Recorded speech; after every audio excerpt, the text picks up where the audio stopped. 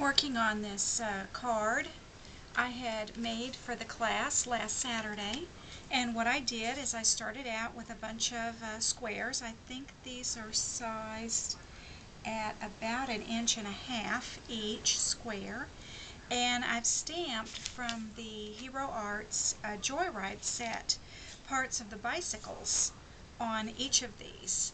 And what I'm going to do is lay these onto the card, and I think for this one I may need to stamp something different. I've taken the same size of square, this time in red, and I've cut those in half on the diagonal, and I'm going to lay these.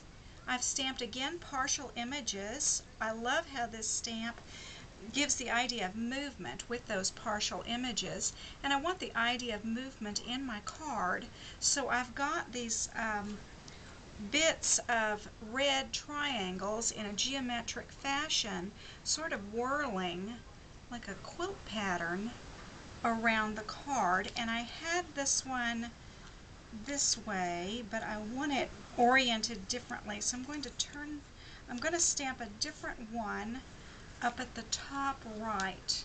So I think I will go with, I'm using Memento black ink,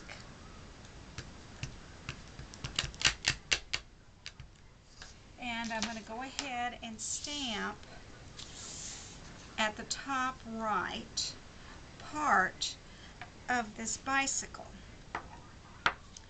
And again, at the lower right, I'll use the little tricycle, like so. And again, I will get only a partial image. And so I then arrange these onto the card with the idea of movement as the little triangles take your eye on a circle around the card design.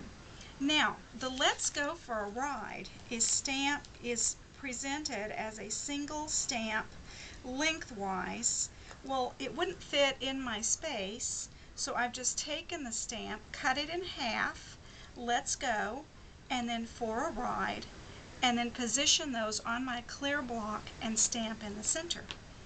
And there's our little tricycle card.